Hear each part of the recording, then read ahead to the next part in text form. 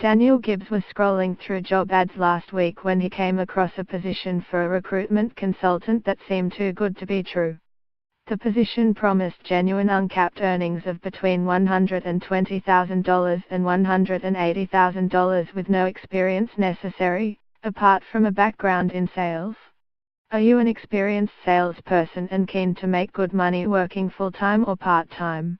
Join our successful niche business. Read the advertisement on jobs website Seek. It seemed innocent enough, but there was a catch. It was part of a sophisticated and potentially illegal visa scam that offered tens of thousands of dollars to businesses in exchange for visa sponsorship. The company behind the advertisement was National Business Services Proprietary Limited, and the man behind the company, on his email, went by the initials LJR, Ljubojak Raskovic.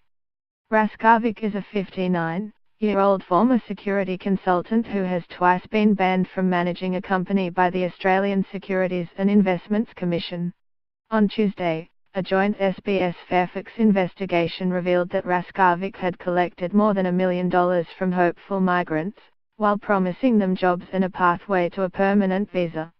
But in dozens of cases, his clients never found their dream job, leaving them tens of thousands of dollars out of pocket and forcing some to leave Australia. But these details were left out of Raskovic's sales pitch when he met with Gibbs last week. In a room at the Mooloolaba Surf Club in Queensland, he outlined to Gibbs his business model. "It all seemed a little dodgy," Gibbs said. "I did feel comfortable in the interview, and then when he explained how he conducted the business I knew, there and then, it was legal." Raskovic followed up with an email to potential employees. Fairfax Media has cited one of these emails that reveals, for the first time, how Raskovic's business works. According to the email, Raskovic hires consultants who operate as job scouts in regional locations. Their job is to scrounge around for employers willing to offer visa sponsorship, even if they had to go door to door. These employers are offered a $12,500 incentive to be paid as a training subsidy when individuals obtain permanent residency or a visa. The money is promised to be paid in two parts.